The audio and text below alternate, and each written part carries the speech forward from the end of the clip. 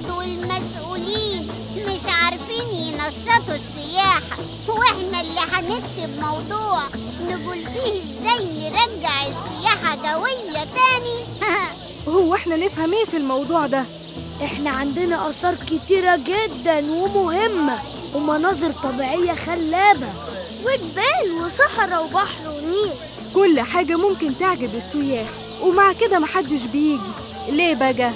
ما هو ده اللي الأستاذ عاوزنا نعرفه. أنا عن نفسي مش هكتب حاجة، أو يعني بمعنى آخر هستنى أي حد فيكو يكتب موضوع وانجله منه. بس ده كده غش. بقى كده ماشي يا فارس، ابقى شوف مين اللي هيديلك كتاب تلعب بيه بعد كده. وهو انت بتخليني ألعب خالص؟ أنا عرفت مين ممكن يساعدني ويقولي معلومات تفيدني في الموضوع ده. طب قولي عليه وأنا أجي معاك.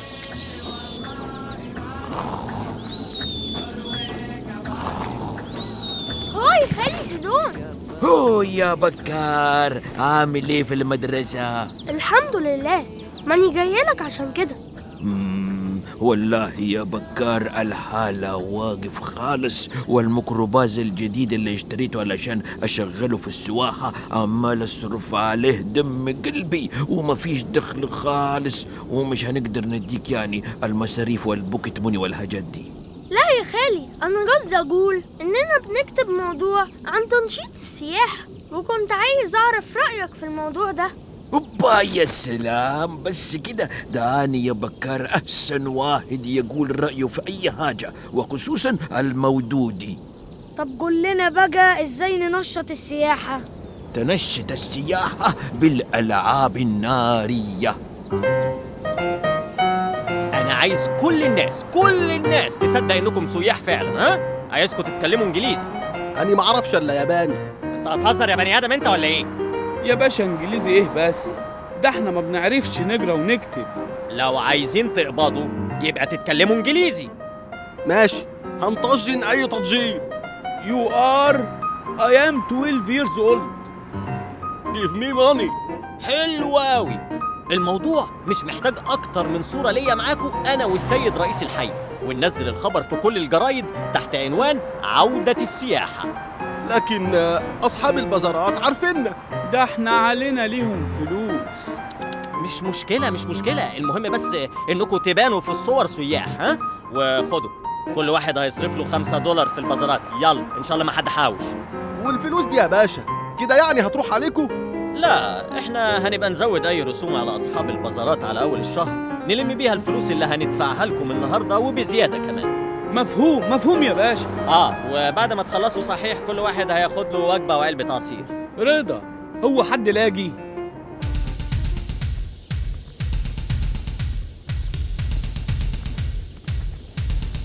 يا ويلكم بالسياح الاجانب.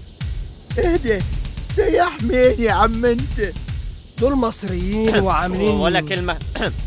دول سياح، ورئيس الحي بذل مجهود خرافي علشان يجيبهم على هنا، وهيشتروا منكم بضاعه وبالدولار. صوروني. ايوه. صور السائح ده وهو بيشتري بالدولار. صوروا. قول للسيد رئيس الحي يجي بقى علشان يتصور مع السياح بعد ما يخلصوا شراء. ها؟ انجاز ده ولا مش انجاز؟ ها؟ انجاز ده ولا لا؟ طبعا واي انجاز. What do you want to buy؟ الحمد لله. وشوف يا بكار، نعمل كمان عرض صوت وضوء، أنا أحسن واحد يصوت، ونعمل كمان رحلات في النيل وفنادق حلوة وأكل وبوفيه مفتوح وسناك. ما احنا عملنا كل ده يا خالي ومش بييجوا برضه. ايه الحاجات اللي ناقصة؟ لا ما نعرفش يا بكار، انت يعني شايفني خبير سواح. مش انت اللي قلت انك احسن واحد تجاوب؟ يا أخي أنا كنت نفعت نفسي الأول. يلا بقى سيبوني أنام شوية قبل ما العصر يدن. ايه اللي ناقص يا همام؟ وايه الحاجة اللي لو قدرنا نستغلها هنرجع السياحة تاني؟ ايه اهم حاجة عندنا؟ الآثار. مش كفاية، واضح ان حسونة وفارس معاهم حج، احنا مش عارفين ومش هنعرف، وطول ما احنا مش عارفين مش هنشوف سياح تاني خالص للأبد.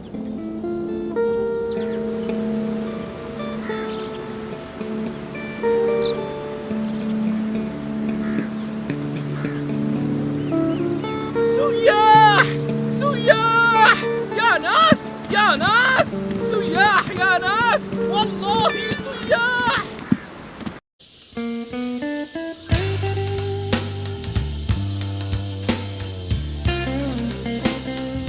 سيادة رئيس الحي، صور كتير بقى وشير على الفيس وانستجرام على طول. ها طبعا حاضر. ويلكم تو ايجيبت. هما ما بيردوش ليه؟ اصل الانجليزي بتاعهم ضعيف شويه.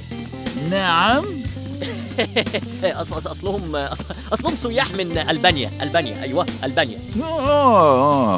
وماله؟ بدك تسلم عليهم علشان التصوير وكده. اتفضل يا فندم، اتفضل يا فندم. تصريح بقى يا فندم. إيجازاً، النهاردة قدرنا الحمد لله إننا نجيب سياح مرة تانية، وابتدوا يشتروا، وفي تنشيط للاقتصاد. مصر قلعة السياحة وبلد عريقة، وإحنا النهاردة بنأكد على المعنى ده. سياح يا خلق، والله سياح. سياح. ايوه سياح بجد، شفتهم بعناية في مركب في النيل. هو في ايه؟ سياح بجد جايين في مركب في النيل. سياح بجد؟ أمال دول إيه؟ احنا من ألبانيا. إيه ده؟ دول بيتكلموا عربي. دول عاملين نفسهم سياح سيادتك. معلش يا فندم، انا اجرتهم يا فندم، يعني عشان صورتنا في الفيسبوك والجرايد وكده يعني يا فندم. أنت إزاي تعمل كده؟ المهم ان في سياح بجد، وده انجاز حقيقي يا فندم لحضرتك، وكله بفضل توجيهات سعادتك يا فندم. طبعا. هم جايين على هنا؟ مش عارف. طب يلا تعالى نحلق عليهم. يلا بينا يا إبراهيم. تعالى يا ابني معانا. اخلع بالدولارات. I am 12 years old.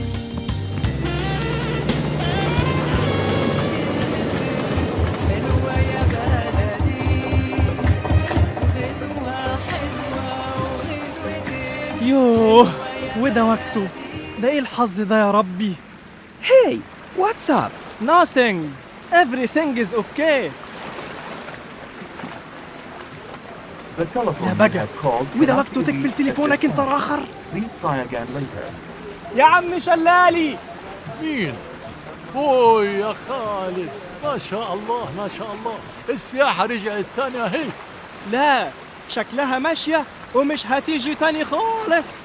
ليه بس؟ خير؟ ساعدني يا عم شلالي، المكنة عطلت بيا زي ما انت شايف. يا خبر، ايه عاوز بنزين؟ لا، مليانة على الآخر.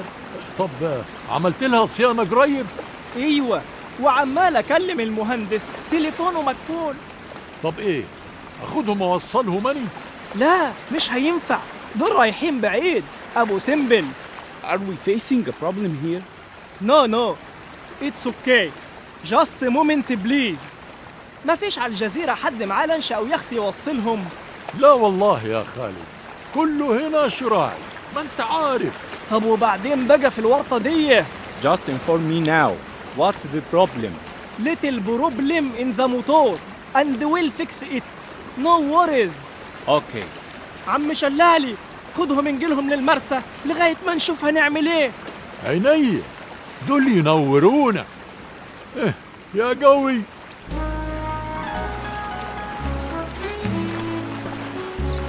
ايه اللي بيحصل يا جماعة؟ اقول لك ايه، ما عارفينش والله. بينقلوا من مركب لمركب تانية. احسن تكون عملية اختطاف ولا حاجة. لا، دول بيركبوا مع عم شلالي. مين شلالي ده؟ ده راجل مراكبي معروف هنا يا فندم. طب شاور له خليه يجي بيهم على هنا، احنا ورانا مشاغل تانية. يا شلالي. هوي شلالي. ايه دي؟ يظهر كده ان في مشكلة. واتس اب بروبلم؟ أنا ما بعرفش انجليزي، بس واضح كده ان فيه مشكلة على الشط. أنا حنجيلكم حتة تانية امان لغاية ما خالد يرجع ويصلح اللانش. What did he say? ايه ده رايح على فين ده؟ اوعوا كده وروني، دي عملية اختطاف. بلغ البوليس يا ابراهيم. وايد ده رايح بيهم على هناك. وبعدين؟ طب وليه؟ اكيد عايز يبيع لهم حاجات من هناك ويضيع علينا الفرصة. احنا كنا ناقصين، دلوقتي السياح هيقولوا علينا متخلفين ويطلعوا يعملوا دعاية سيئة لمصر ويقولوا انا السبب. لازم نتصرف يا ابراهيم.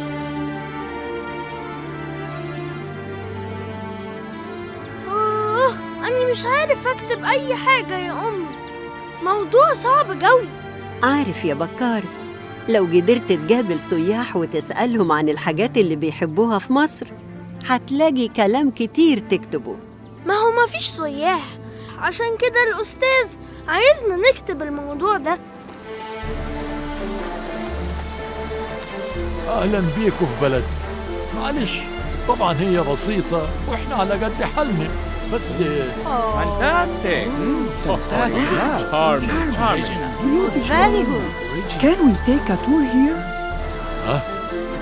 طب استنى ثانية واحدة اشوف لك حد بيتكلم اجنبي. سيدون، يا سيدون. يا عم شلالي، فينك يا راجل؟ اخبارك كيف الحالة النايم دي؟ أني معايا سياح. مين بتقول ايه؟ اوبا، ومش عارف اتكلم معاهم ومعهمش حد بيتكلم عربي. يا سلام عليك يا شلالي، جيت في جمل. انا سيد من يتكلم عربي لبلب. ايه واني كمان. جرالك ايه يا سيدون؟ قصدي يعني انا بعرف اتكلم شوية انجليزي من ايام ما اشتغلت في المونتاد، وكنا هنروح في داهية انا وبكار. هم فين؟ انا نقول يس ونو على كيفك. Welcome to Egypt. Hi, we would like to take a tour in your beautiful village. Welcome to Egypt. ايه انت مش حافظ غيرها ولا ايه؟ لا طبعا، بس هو باين عليه ضعيف في الانجليزي شوية. شوف انا هنديله واحدة كمان. I am 12 years old. يا ابراهيم بسرعة شوية، ده احنا رايحين ننقذ السياحة. ايه ده؟ معلش يا فندم، معلش، ما حدش عنده علم اننا هنعدي من هنا. حالا هتصرف حالا. يا بكار. أيوة يا خالي. أنا عندي ليك مفاجأة تمام. إيه؟ سواه يا بكار، وجايين يزوروا بلدنا.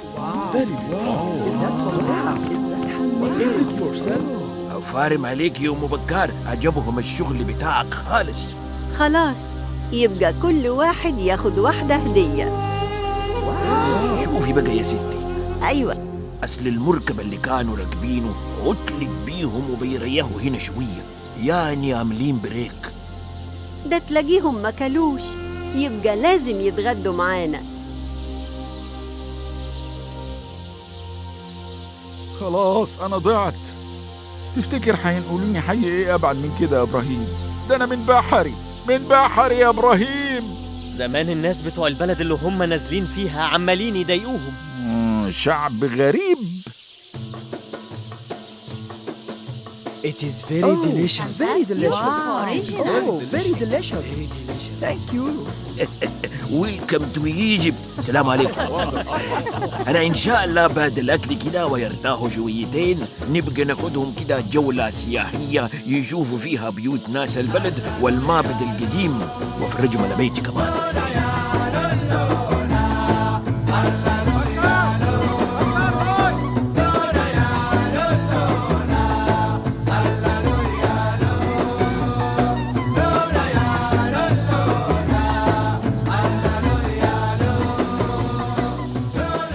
Welcome to Egypt. ترجم يا إبراهيم. أنا عايز أعتذر لكم عن المشكلة اللي حصلت وخليتكم تيجوا المكان ده. Welcome to Egypt. Very good. Egypt very very good. أيوة بالظبط. وعايز أقول لكم إنكم جميعاً معزومين علشان تقضوا بقية الزيارة في أحسن فندق في البلد، معلش طبعا، يعني المكان هنا اكيد ما عجبكوش، والناس ممكن تكون ضايقتكوا شويه. ده مش حقيقي. ايه ده يا فندم؟ معلش، ما ايه حضرتك بتتكلم عربي؟ قصدي يعني بتتكلم عربي؟ أيوة، شوية. احنا مبسوطين كتير إننا جينا مكان ده، ومش عايزين نروح أي حتة تاني. أحسن حاجة هنا الناس الطيبين دول اللي استقبلونا بكل حب. طبعا أنا دايما كمسؤول بقول إن البشر هم أهم ثروة البلد دي بتمتلكها. أثر إيه وبتاع إيه؟ إحنا عايزين نشكرهم على كرم ضيافة.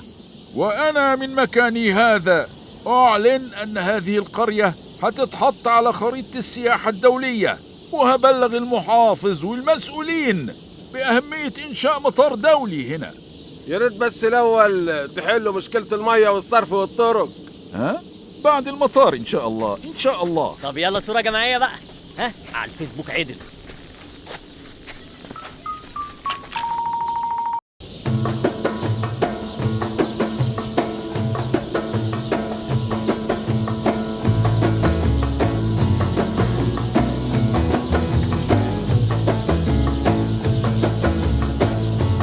بكار، تعال يا ولدي. أيوة يا أمي. تعال ساعدني أطلع السبت ده فوق الدولاب. حاضر يا أمي. اطلع انت على الكرسي وانا هديك السبت ده تطلعه فوق.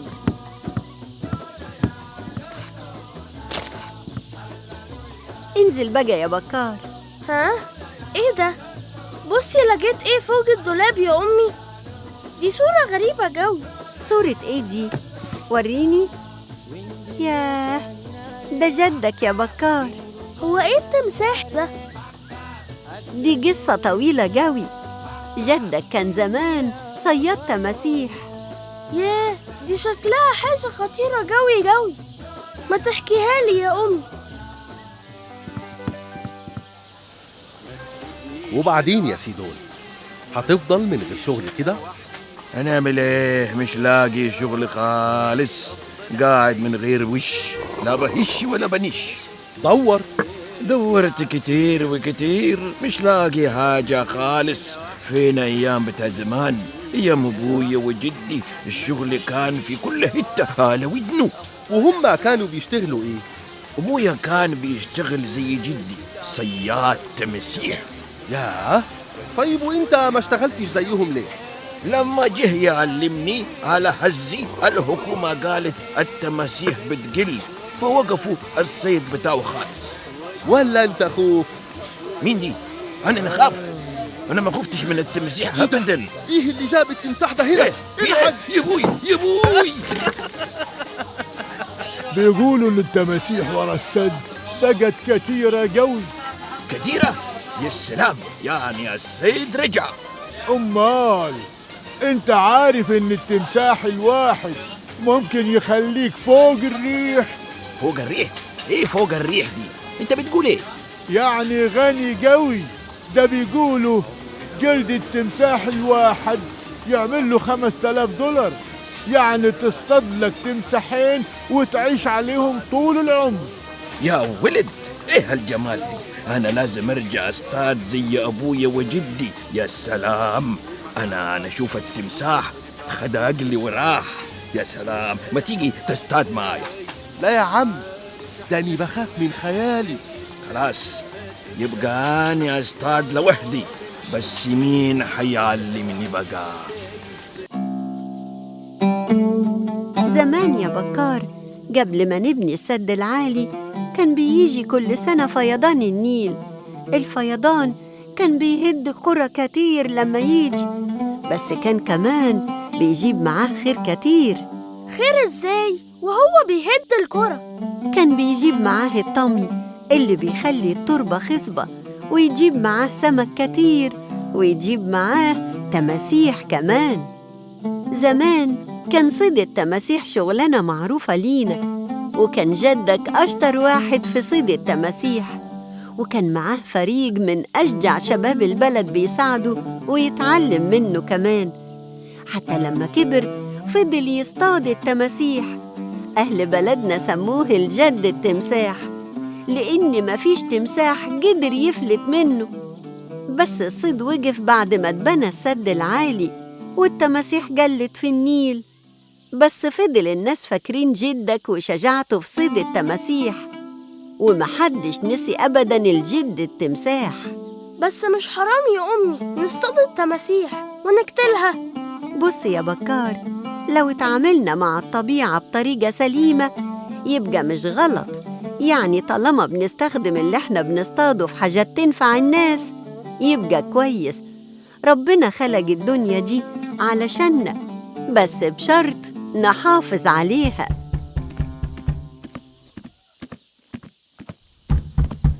أنا سيدون. ازيك يا خالي؟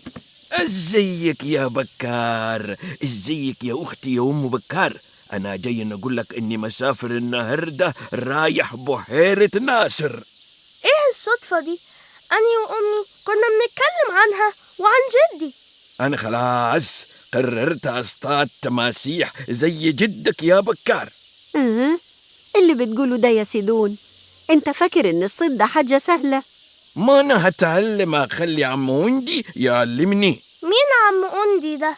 عمك أندي يا سيدي ده صاحب جدك، وكان شاطر خالص في الصيد زيه، وتقريبا كده هو الوحيد اللي بيعرف دلوقتي طرق الصيد اللي كان بيستخدمها جدك.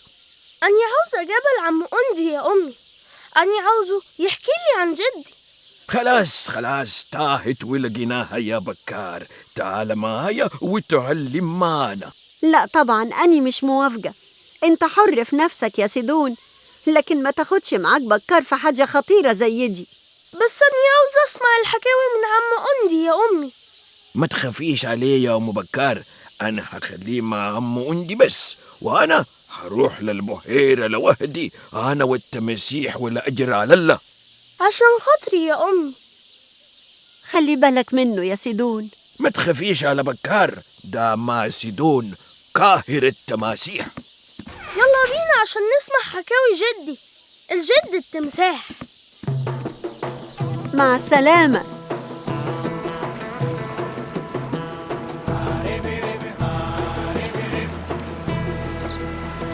انتوا رايحين على فين كده؟ هنا هنروح آخر الخط. انتوا رايحين بلد عم أندي؟ انت تعرفه؟ طبعا. انتوا هتروحوا له ليه؟ أنا هروح له علشان يعلمني صيد التماسيح، واني عاوزه يحكي لي عن مغامراته مع جدي الجد التمساح. انت تعرفه كويس يا عم شلالي. أمال أنا كنت بتفرج على جدك التمساح وأندي وهم بيصطادوا التماسيح. ما انساش اليوم اللي اصطادوا فيه هما الاتنين تمساح كبير قوي، كان طوله 10 متر. مش للدرجة دي يا عم شلالي. ايه؟ انت فاكرني بضحك عليكم؟ ده كان بياكل الناس ومشيب البلد. اديكوا هتروحوا لعم أندي وهو يقول لكم، بس ابقى خلي بالك، لأن معظم اللي بيتعلموا صيد التماسيح في الأول بيتاكل منهم رجل ولا إيد. استر يا رب، رجل ولا ايد؟ الحكاية هتزيد تعقيد.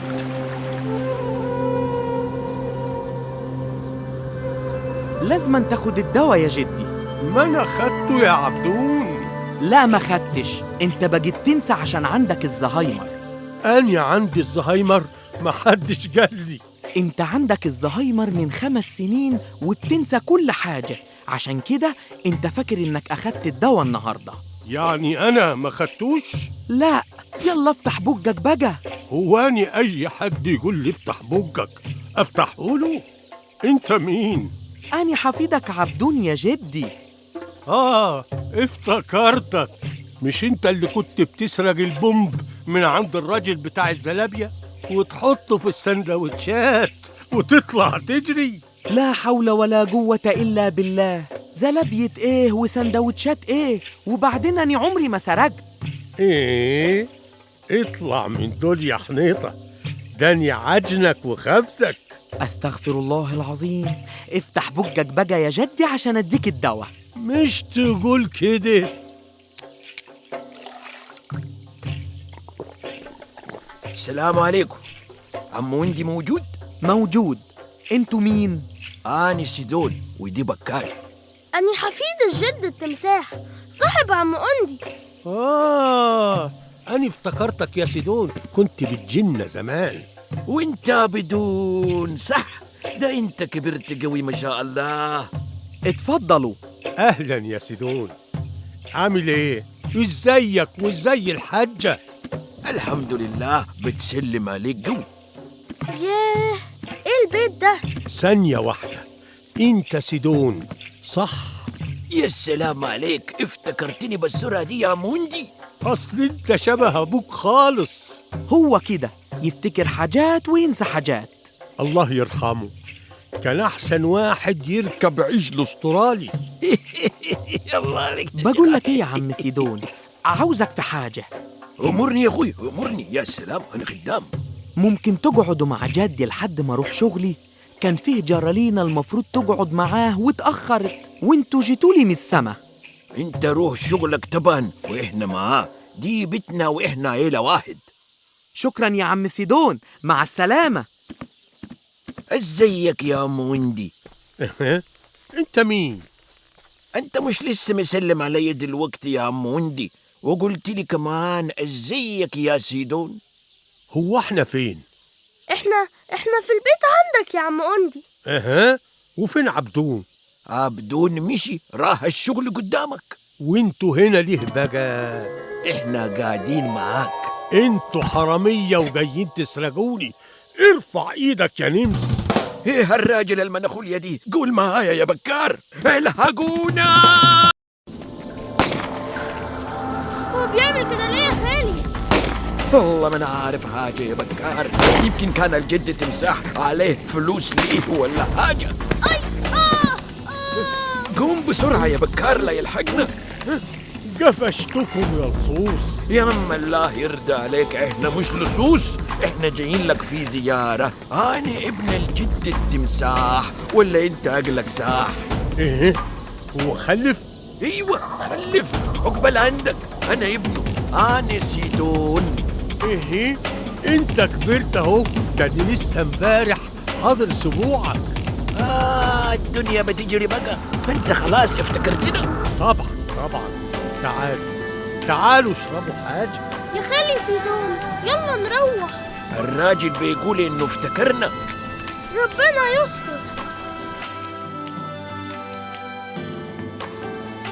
انتوا مين؟ يا عم وندي ابوس ايديك، ركز شوية.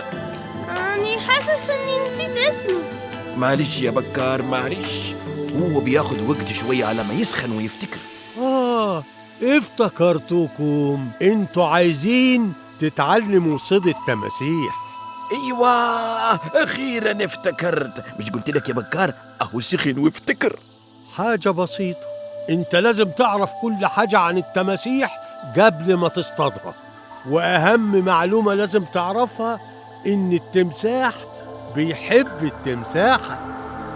وبعدين بس يعني هي دي المعلومات اللي المفروض أعرفها قبل ما أصطاد تمساح؟ إيه الكلام الغريب ده؟ اسكت انت يا بكار، هو انت هتفهم أكتر منه يعني؟ دي يابلو الريف بتاع التماسيح. تمساح يحب تمساحة إيه؟ دي حاجة أي حد يعرفها.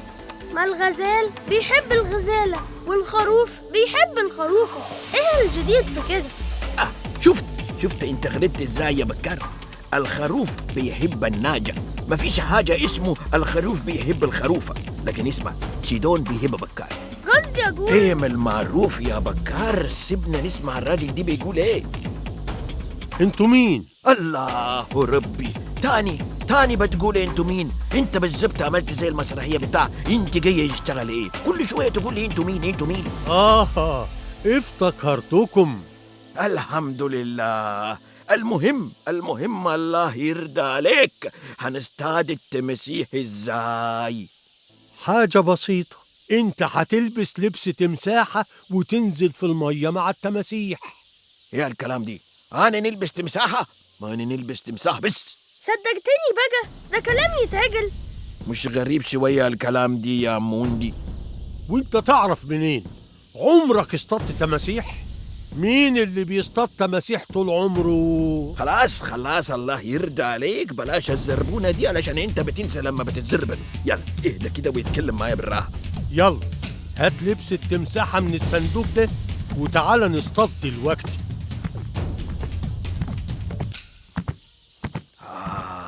ده في فعلا لبس تمساح يا بكار اهو. يمكن فعلا دي طريقة.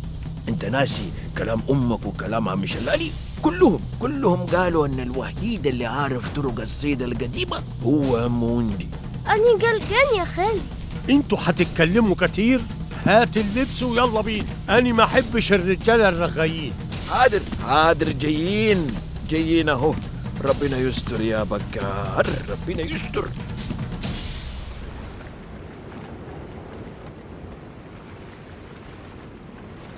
وبعدين يا ربع، احنا بقالنا اسبوع مش عارفين نصطاد تمساح واحد. التماسيح بقت شرسة قوي وبتهاجم اي حد يجرب لها يا عدوي. احنا لازم نصطاد تمساح واحد على الاقل عشان نبيع جلده. تجار الجلد مستنينا وهيدفعوا اي حاجة بس نصطاد. شفت اللي حصل للواد حمو لما جرب يصطاد تمساح امبارح؟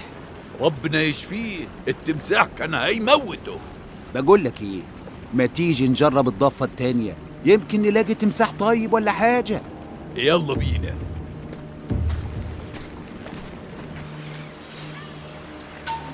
يلا حط الراس وانزل مع التماسيح. انت متأكد من اللي بتقوله دي؟ انا ننزل مع التماسيح؟ عيب تناقش الشيخ صيادين التماسيح. أنا مش قلت لك هتعمل ايه لما تنزل البحيرة؟ لا ما قلتش. شكلي نسيت. زي ما قلت التمساح بيحب التمساح، فأول ما يشوف تمساحة قدامه بيعمل ايه؟ لا أنا نتكسف، قول انت. بياخدها بالحضن، فتروح انت حاضن فيه ومطلعه بره المية، لأن التمساح في الوقت ده بيبقى مسلم خالص وضعيف. يلا اتكل على الله. خالي أنا خايف قوي وحاسس إن الكلام ده مش حقيقي. انت بتكذب شيخ الصيادين يا ولد. لا مش قصده يا موندي. انا معاك اهو وهنزل. التمساح هيقابل التمساحة. يلا روح.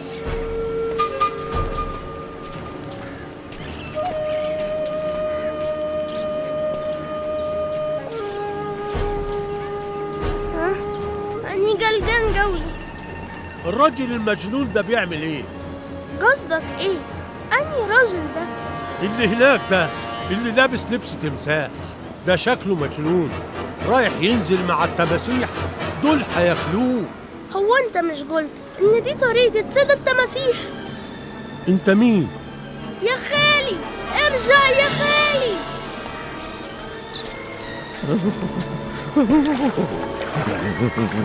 اشتري اللي بتشتر. الله ربي. ارجع يا خالي. بتقول ايه يا بكار؟ انا مش سامعك. ارجع يا خالي. عم أندي بيخرف. يعني ايه؟ عم أندي قال لي ان التماسيح هتاكلك. الحقونا. ايه اللي انتوا بتعملوه ده؟ حد برضه يقرب من بحيرة فيها تماسيح كده؟ حد عاقل ينزل مع التماسيح؟ انت هتجنني يا راجل. انت مش انت اللي قلت لي اعمل كده؟ أني؟ يا ابني أنا أول مرة أشوفك دلوقتي. عم أندي بينسى يا خالي، ما ينفعش يعلمك أي حاجة عشان عنده مرض اسمه الزهايمر. أيوة، أني فاكر إن عبدون قال لي إن عندي زهايمر، بس أني بنسى. إيه؟ مين الزهايمر دي؟ ده مرض بيجي لكبار السن وبيخليهم ينسوا. قول كده يا شيخ. طب وليه يعمل فيا كده الراجل بتاع الزهايمر دي؟ أيوة، أنا فاكر زمان لما حد كان يحب يتعلم صيد التماسيح كنا بنعمل فيه مقلب. كنا بنلبسه لبس تمساح ونقول له اسبح مع التماسيح وهي مش هتعمل لك حاجة. ليه بتعملوا كده؟ عشان نضحك أنا وجدك، بس في الآخر كنا بنلحقه قبل ما ينزل. أنا بس عاوز نعرف دلوقتي، أنت جبت منين لبس التمساح دي؟ ده بتاعي، أنا اللي اصطدته بنفسي. انت؟ أنت ما تعرفنيش، أنا أوندي. أيوة، دي يا عم أوندي شيخ الصيادين وصاحب الجد التمساح. أيوة، وأني حفيد الجد التمساح. أنعم وأكرم، ده احنا نفسنا حد يعلمنا صيد التماسيح زي زمان. معلش، عم أنتي خلاص عنده زهايمر. يلا بينا يا رجالة عشان نحط جلد التمساح في المخزن. انت عندك مخزن فيه جلد تمساح؟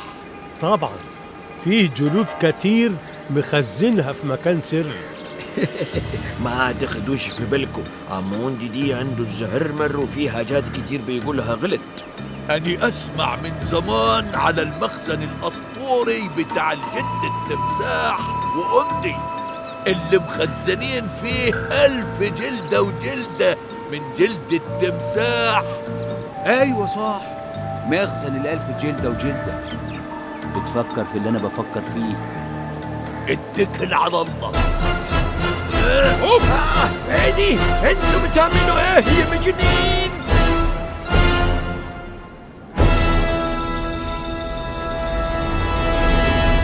فاكرين ان عم أوندي عنده مخزن جلد فعلا؟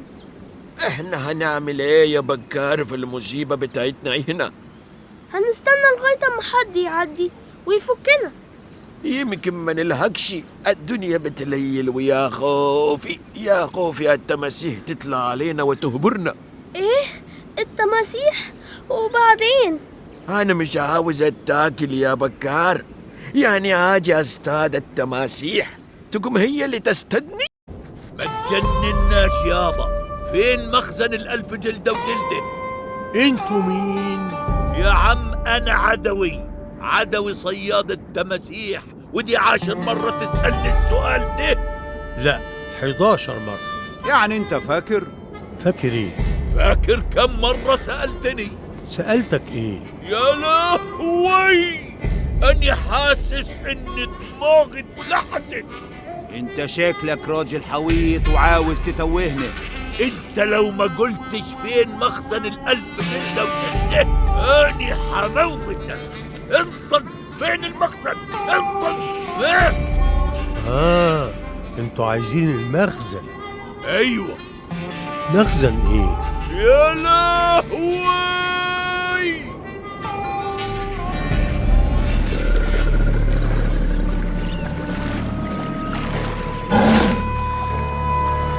انا مش عاوز اتاكل، الحقوني. وطي صوتك يا خالي، كده التماسيح هتسمعنا. ما هي كده هتجيلنا. أني جاتلي فكرة. فكرة ايه يا بكار؟ تحب نروح احنا للتماسيح بدل ما التماسيح تجيلنا؟ جرب كده راس التمساح دي. صح يا بكار، انت تعمل نفسك بتتاكل فهم ما يجوش ياكلونا. يا خالي، أني بحاول أقطع الحبل بسنان التمساح. أفارم عليك يا بكار، بس بسرعة يا بكار، أنا شايفهم بيقربوا قوي.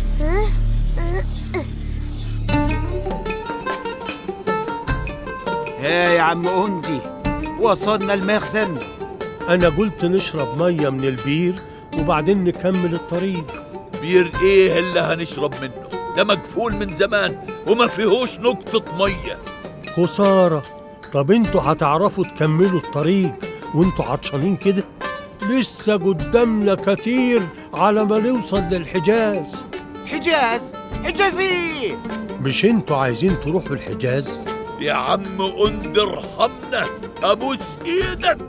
أنا خلاص ما عاوزش حاجة، أنا هبطل 6 مسيح وهبيع ذرة بشوي. الذرة بتكسب برضه، بس مفيش زي بيع جلد التماسيح. ده أنا عندي مخزن فيه 1000 جلدة وجلدة. أيوة، هو فين بقى المخزن ده؟ في حتة ولا الجن الأزرق يعرف يوصل لها أبدا. فين يعني؟ في البير القديم. البير القديم اللي هو ده؟ افتحوا بسرعة يا عدوي، افتحوا.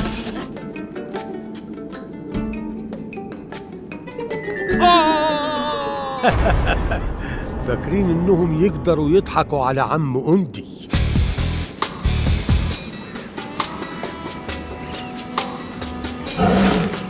بسرعة يا بكار، التماسيح بتقرب. الحبل اتقطع. فكني بسرعة يا بكار. ما تقلقش يا خالي. التمساح هياكلني يا بكار، بسرعة. يا خالي الحبل اتفك. وهنا يا فكيك.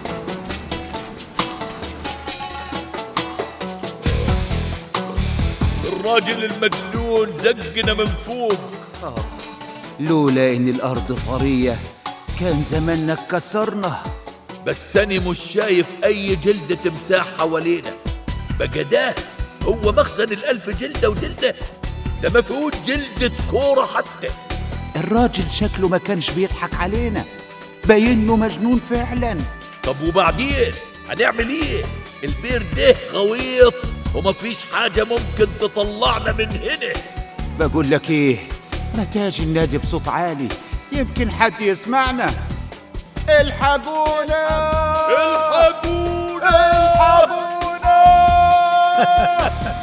فاكرين إنهم يقدروا يضحكوا على عم أندي.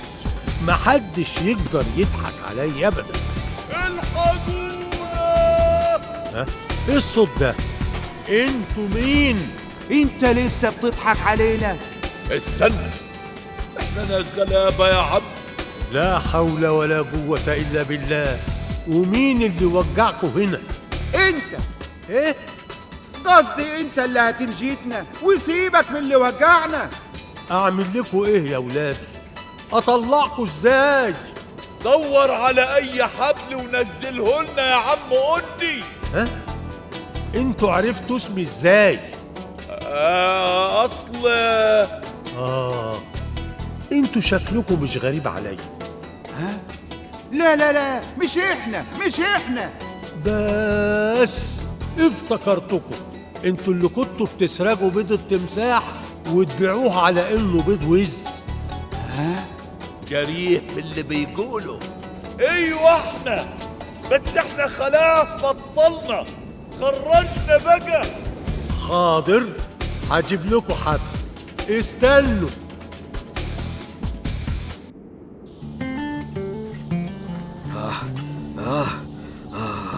أنا خلاص مش قادر أجري تاني. ما تقلقش يا خالي، احنا خلاص بعدنا عن التماسيح. المهم هنعمل ايه في عم أندي؟ ولا حاجة، مش عايز نسمع اسم عم كوندي دي. كفاية اللي حصل لنا من تحت راسه، كنا هنتاكل يا بكار. بس الاتنين المجرمين دول خطفوه وما يعرفوش انه عيان. احنا لازم ننقذه. ننقذ ايه؟ دي تلاقيه مطلع عينيهم دلوقتي. الراجل مريض ولازم نساعده، ده غير انه صاحب جدي الجد التمساح. عندك حق يا بكار. انا سمعته بيقول لهم انه هيطلع بيهم الجبل. تعال ندور عليهم هناك. يلا بينا.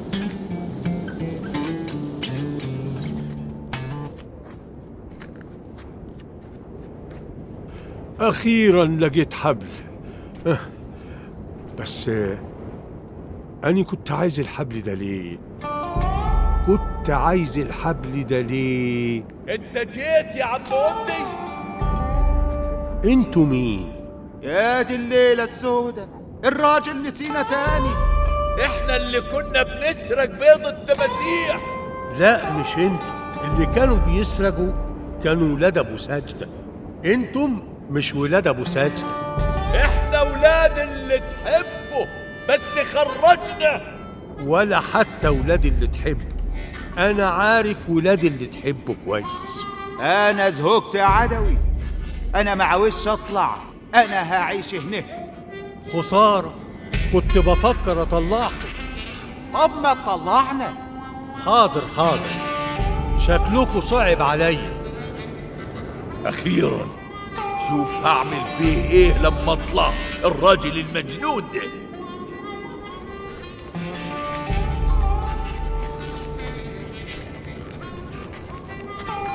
وبعدين هيكون راح فين يعني؟ استنى يا خالي، عم أندي اهو. أنت بتعمل إيه يا عم وندي؟ انتوا مين؟ أني بكار. حفيد ابو سجدة؟ لا، حفيد الجد التمساح. افتكرتك. أنت بتعمل إيه؟ بنقذ العيال الغلابة اللي في البير، فيه واحد مش تمام رماهم هنا. اوبا، الحق يا بكار، ده بيطلع المجرمين. لا استنوا. ليه كده؟ دول شكلهم غلابة. الناس دي كانوا خاطفينك عشان توديهم مخزن ال1000 جلدة وجلدة. افتكرت، دول يستاهلوا اللي اتعمل فيهم. اللي هو صحيح فين مخزن ال1000 جلدة وجلدة يا عم وندي؟ مخزن ايه؟ مفيش حاجة من دي، ده مقلب كنا عاملينه أنا والجد التمساح عشان نقعد نضحك على الطماعين اللي بينزلوا جوه البير. هو أنت وجدي كنتوا بتصطادوا التماسيح ولا كنتوا بتعملوا مجالب في الصيادين؟ مش انت سيدون ابن الجد التمساح اللي كنت عاوز تتعلم صيد التماسيح؟ ايوه انا. طب يلا تعال معلمك. لا خلاص الله يرضى عليك، مش عاوز اتعلم. انا شفت التمساح عقلي ساح. طب 3 بالله العظيم لعلمك. كفاية اللي حصل لي لحد دلوقتي. انا مش عاوز اصطاد اي حاجة تاني حتى لو كان سمك. اجري يا بكار اجري. استنى بس، تعالى، دي طريقة سهلة.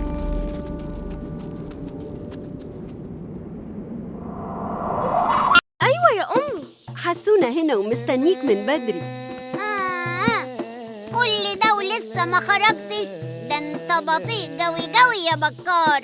أني مش هلعب كورة. أني عارف، احنا عندنا ميعاد عند الجدة بخيتة وأني مش عايزة أتأخر. ها؟ حاجة غريبة يا حسونة، مش كنت امبارح مش عايز تروح؟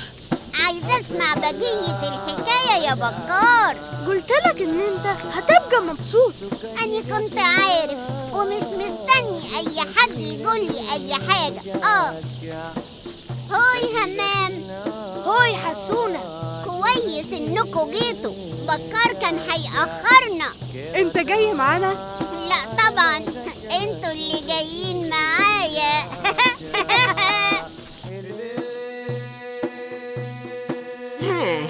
عاملين ايه يا ولاد؟ الحمد لله. وانت يا حسونة؟ كويس يا جدة، وهبقى أحسن لما تكملي الحدوتة. شكلك انت اللي هتقف جون يا حسونة. قوليلنا ايه اللي حصل للأميرة يا جدة؟ مستعجلين تعرفوا؟ أيوة. في يوم من الأيام صحيت الأميرة من نومها وخرجت تتسحب كالعادة.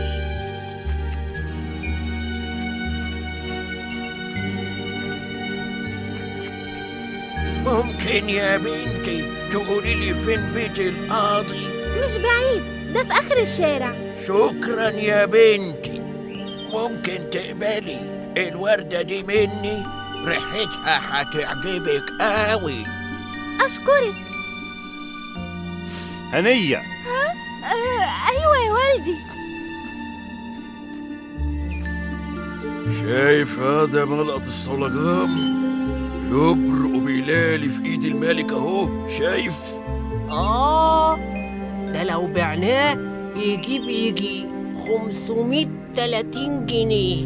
يا اخي 30 عفريت يركبوك، 30 جنيهات. انا لو الصولجان ده بقى معايا هبقى ملك. طب بذمتك يا معلم مشرط، تبقى ملك ولا يبقى معاك 530 جنيه؟ انت كنتي برضه هتخرجي من غير اذن؟ انت كنتي بتتكلمي مع حد؟ ايوه يا والدي، دي كانت... انا مش قلت الشخص الغريب اللي ما تعرفيهوش ما تتكلميش معاه؟ ليه يا والدي؟ لانك بنت صغيرة وممكن يأذيكي. حاضر يا والدي، ما تقلقش. دي كانت ست عجوزة وحتى ادتني الوردة دي أني حاسة إني عاوزة أنام. الصبح كده؟ ده انت لسه صاحية. طيب ادخلي نامي، أحسن من الخروج والقلق عليكي.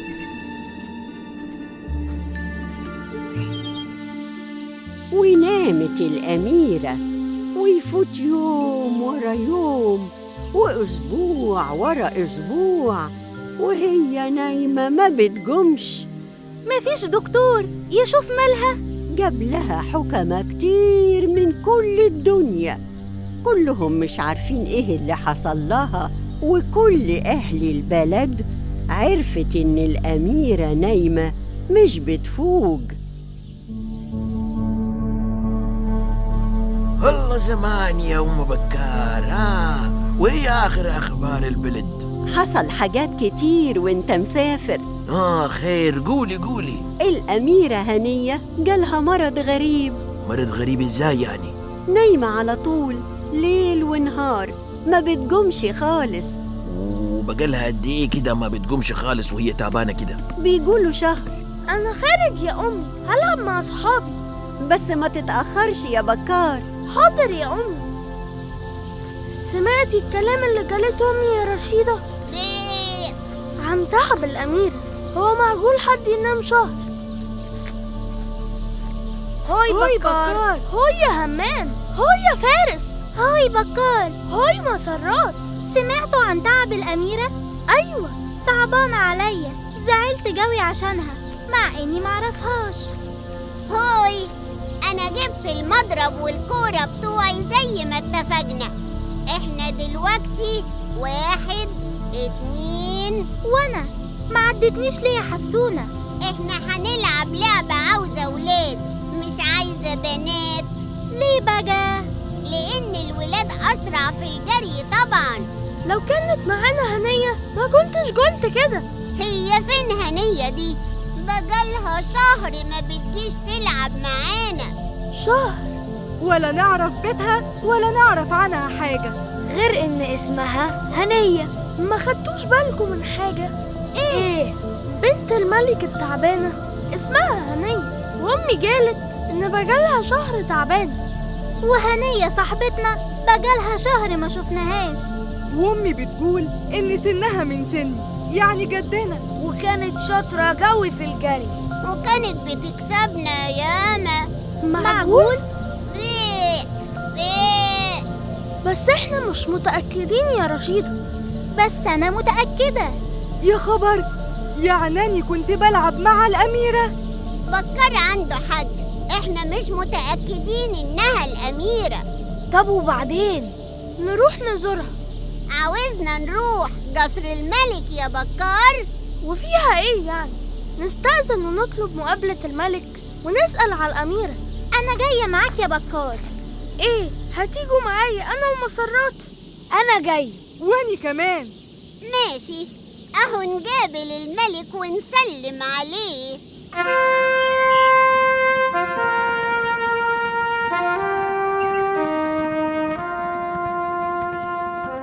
الله الله الله الله، ايه اللي جاب العيال دول هنا؟ ولا يهمك يا معلمي، دول شوية عيال، ما تخافش، احنا مسنطرين مصفرين مسيطرين. طالما قلت لي بقى احنا مسيطرين دي يبقى لازم اقلق يا اخويا.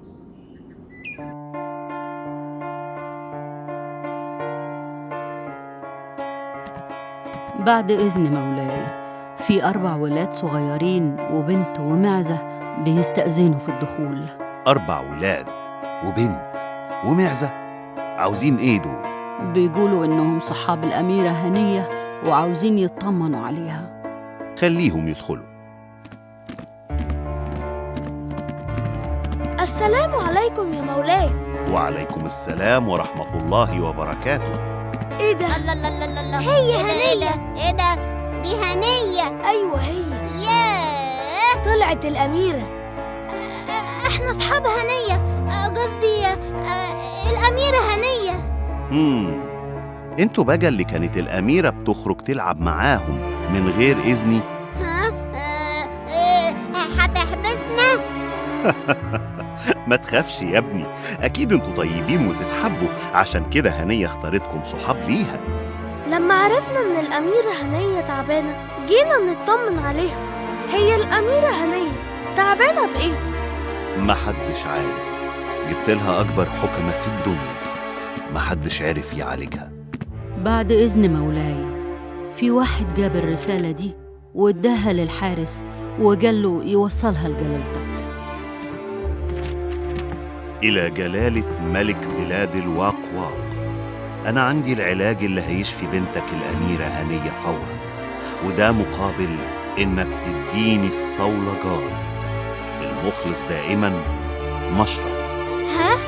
مشرط؟ اوعى يا جلالة الملك تصدقوا، ده لسه محتال. هياخد الصولجان ومش هيعالج الأميرة. أنا مش عارف أعمل إيه. أنا أعرف حكيم بيعالج من أمراض غريبة، جدي قال عليه. فين ده يا همام؟ في كهف عند الجبل الكبير. ادينا فرصة يا جلالة الملك نجيب الحكيم اللي قال عليه همام. إن شاء الله يكون عنده علاج للأميرة.